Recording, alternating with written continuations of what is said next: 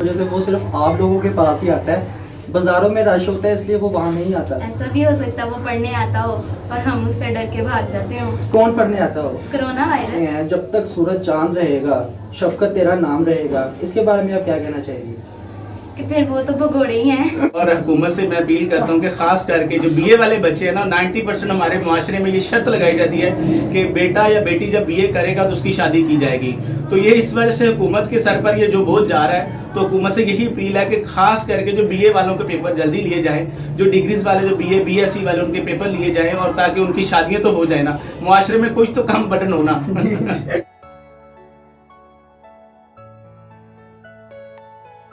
अस्सलाम वालेकुम, आप देख रहे हैं लाहौरी जलवा। आपके साथ मौजूद है आपका मेज़बान होस्ट फहद हसन।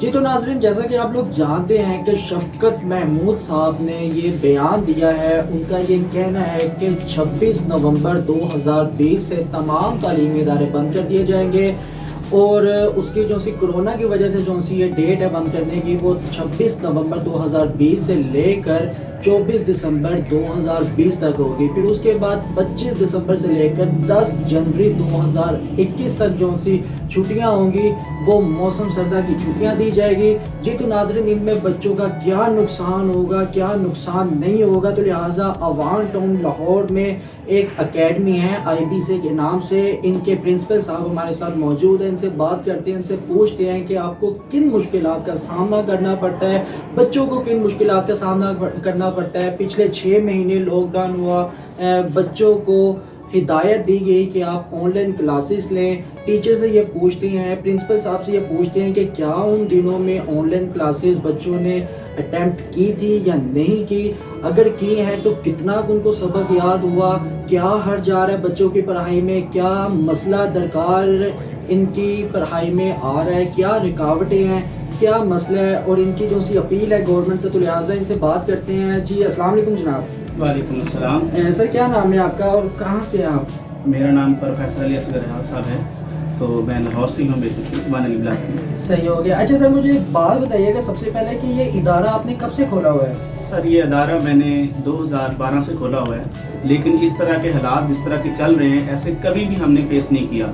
तो जब से ये जो कोरोना की आड़ में स्कूलों को 6 महीने पहले बंद किया गया और अब दोबारा फिर इन्होंने नोटिफिकेशन जारी कर दिया गया है, इससे पहले ऑलरेडी जो बच्चों का नुकसान इतना ज़्यादा हो चुका था कि अभी हम बच्चों को जब हमारे पास वापस आए थे तो वो सब कुछ भूल चुके थे। तो लेकिन अभी दोबारा उन्होंने फिर नोटिफिकेशन जारी कर दिया है। बच्चे तो ऑलरेडी जो हमारा मुआशरा है यहाँ पे तो बच्चों को खींच के लाया जाता है तालीम की तरफ, लेकिन ऑनलाइन जो इन्होंने कहा था कि वो तो बिल्कुल ही जो सिस्टम है इनका जो ऑनलाइन का हमारे मुआशरे में वो बिल्कुल कामयाब नहीं रहा। बच्चों ने बिल्कुल भी उसमें इंटरेस्ट शो नहीं किया, जिन्होंने किया भी है तो वो भी 20%, लेकिन जब वो आए हैं तो वो बिल्कुल भूल चुके थे। तो इस हवाले से यही हम शफकत महमूद साहब से कहेंगे कि इसके बारे में नज़रसानी करें ताकि हम अपने बच्चों को दोबारा से जो इस तरफ तालीम की तरफ राग़िब कर सकें। बच्चों का बहुत ज़्यादा नुकसान, इसके साथ साथ जो टीचर्स हैं, जो पढ़ा लिखा तबका है हमारे साथ रिलेटेड है, जो मिला हुआ है, वो उनको फाइनेंशियली प्रॉब्लम इस तरह आती हैं कि उन जो अब हमारे पास अदारे वालों के पास नहीं होगा तो हम उनको कहाँ से पे करेंगे। तो इसलिए मैं यही इनसे करता हूँ, गुजारिश करूँगा कि खुदा के लिए इन जो तलीमी इदारों पर रहम किया जाए, ख़ास करके प्राइवेट हैं। गवर्नमेंट का जो बंदा है उसको तो पैसे आ रहे हैं, लेकिन जो प्राइवेट टीचर हैं उनके लिए बहुत ही जो फाइनेंशियली प्रॉब्लम आ रही है। तो लिहाजा मैं यही गुजारिश करूँगा कि दोबारा से स्कूलों का जो ये नोटिफिकेशन जारी किया गया है अकेडमीज़ का, तो उसकी तरफ थोड़ा सा रजू किया जाए। Thank you. अच्छा सर, एक और बात बताइएगा, जो अफोर्ड कर सकते हैं ऑनलाइन क्लासेस उसके लिए तो चले बेस्ट हो गया, वो तो अफोर्ड कर लेगा।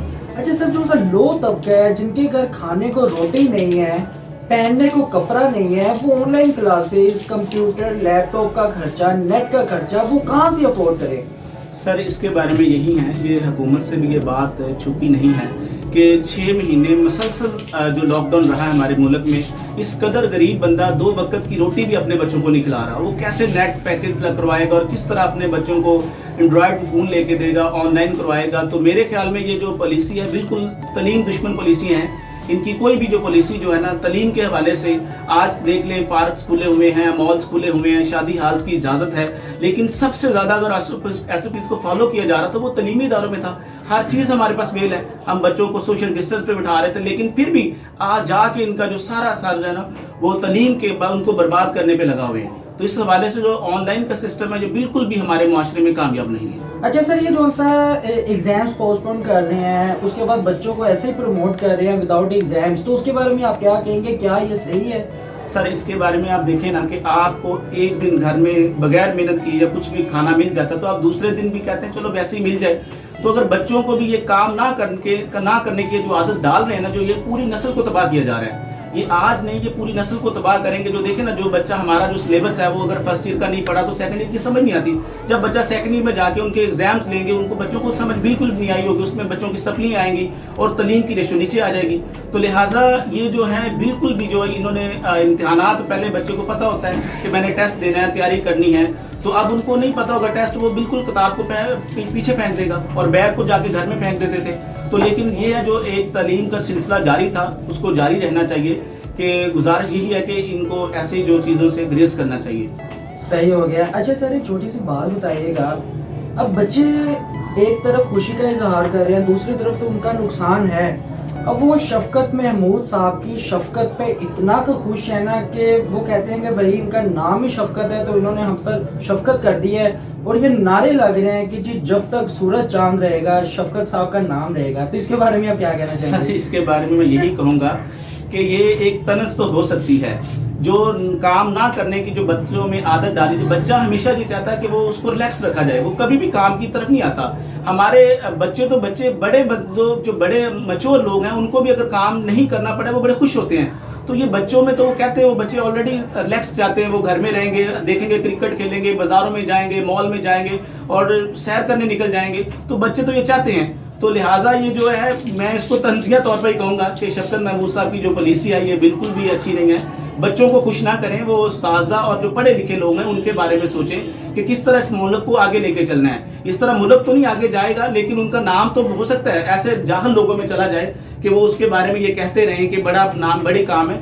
कोई भी बंदा है जो काम करके इस मुआशरे में खुश नहीं है, लेकिन बच्चों को हवाले से बच्चों ने भी तो एंजॉय मांगते हैं। तो लिहाजा ये बिल्कुल भी बात ठीक नहीं है, उनको इस चीज़ के बारे में सोचना चाहिए। अच्छा सर, आप माशाल्लाह यहाँ के प्रिंसिपल है, आपने ऑब्वियसली कोई ना कोई मेहनत की होगी, या भी आपका जो सा बिल्डिंग है, आप एक इदारा चला रहे हैं, तालीमी इदारा चला रहे हैं, ज़ाहिर है इसके पीछे एक महीने का काम नहीं, एक दिन का काम नहीं, एक साल का काम नहीं, आपके सालों की मेहनत है, आपकी पढ़ाई है, आपका एक्सपीरियंस है।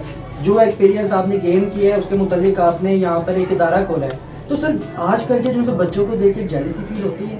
जेलसी मैं आपसे पूछता हूँ किस लिहाज से जेलसी ये फील होती है, यार साढ़े वक्त बिल्कुल बैठते साढ़े को इम्तहान लेंदे सर, बच्चों से जेलसी फील होती है, यार इन्होंने पढ़ा भी नहीं, पेपर भी नहीं देते थे, पास हो गए। बिल्कुल सर, ऐसे होती तो है कि हम जब मैंने ये दायरा शुरू किया है तो मैंने पहले घरों में ट्यूशनें पढ़ाता था, दिन रात मेहनत करनी, और ख़ुद इसके लिए मेहनत करके ये वालिदैन नहीं थे तो इसको मैंने बड़ी मुश्किल फेस किया इन हालात को।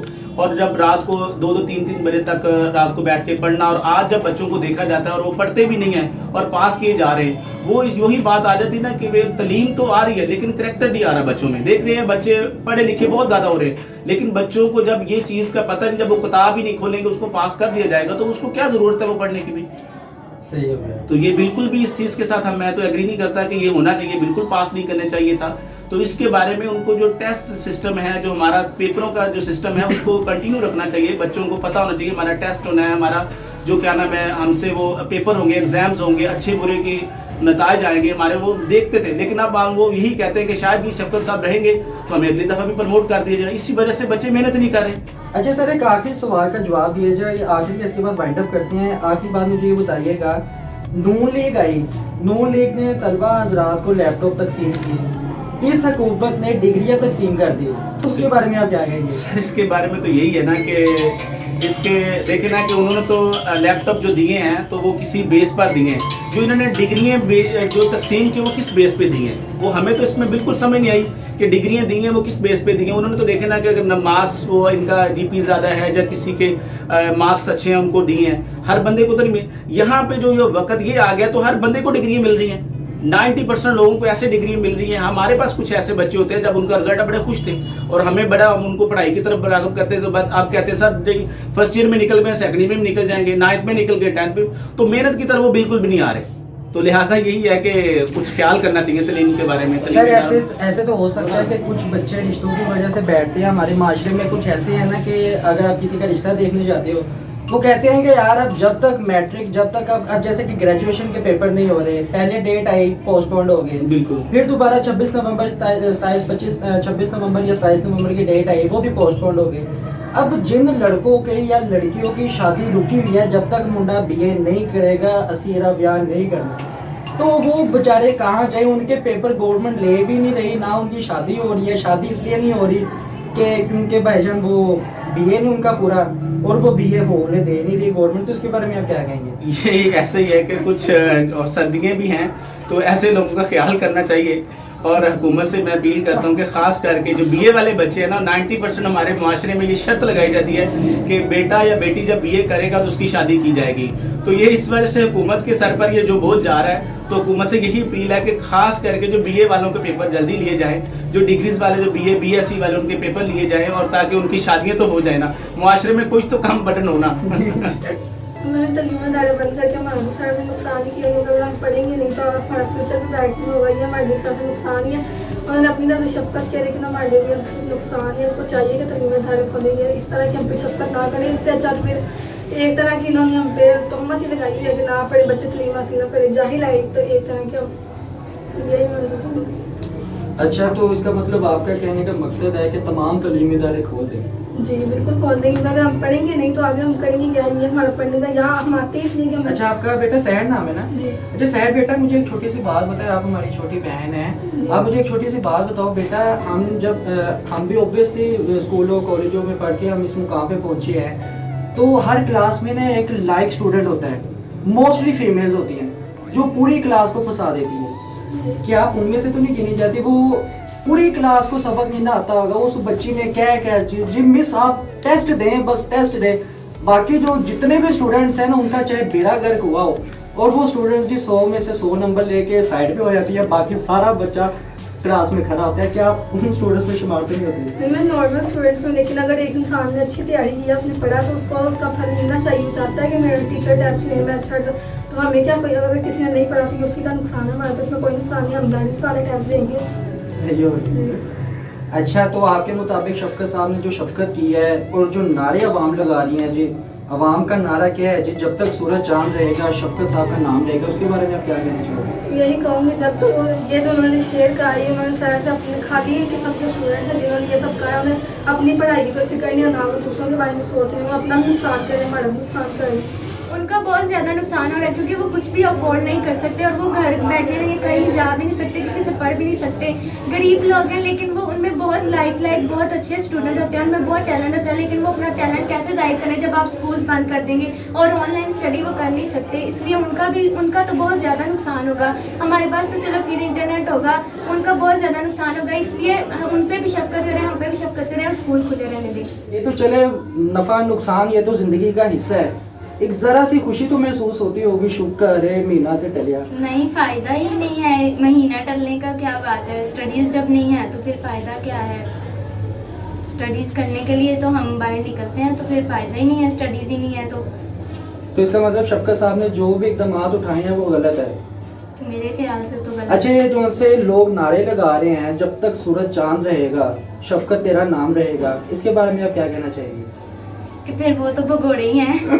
ज़ाहिर है, उन्होंने फिर इतने साल उन्होंने पढ़ा ही है, फिर तालीम तो हासिल नहीं की, इल्म तो उन्हें कोई नहीं है कि हमने स्टडीज़ करनी है, हमें स्टडीज़ का क्या फ़ायदा है, क्या नुकसान है, उन्हें कुछ भी नहीं पता। फिर अगर वो इस तरह के नारे कर रहे हैं तो बस कि जब कोरोना मॉल्स में नहीं आ रहा, शादी हॉल्स में नहीं आ रहा, बाहर किसी भी गैदरिंग प्लेस में नहीं आ रहा, तो तालीमी इदारों में भी कोरोना वायरस नहीं कुछ भी करेगा। तो दरअसल हो सकता है ना स्टूडेंट्स के साथ, तालिब इल्मों के साथ कोरोना का कोई ख़ास लगाव हो, ख़ास प्यार हो, जिस वजह से वो सिर्फ आप लोगों के पास ही आता है, बाज़ारों में रश होता है इसलिए वो वहाँ नहीं आता। ऐसा भी हो सकता है वो पढ़ने आता हो और हम उससे डर के भाग जाते हो। कौन पढ़ने आता हो? Corona virus. इसका मतलब कोरोना भी पढ़ने आता है? जाहिर है। आपके ये प्रिंसिपल, किसी भी इदारे का प्रिंसिपल इतना अच्छा नहीं है, कोरोना भी है उससे भी फीस तो लेंगे सारे।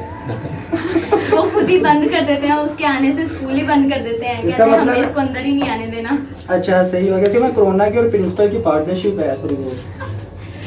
हो भी सकती है। और जनाब का ये कहना है कि गवर्नमेंट से अपील है कि सर्दियाँ हैं तो लिहाजा कुंवारे बंदों का भी ख्याल किया जाए, उनके पेपर ली जाए ताकि उनकी शादी हो जाए। जी तो नाज़रीन, इसी के साथ हमारी वीडियोस देखते रहिएगा, सब्सक्राइब करते रहिएगा, देखते रहिए लाहौरी जलवा फहद हसन के साथ। अल्लाह हाफिज़।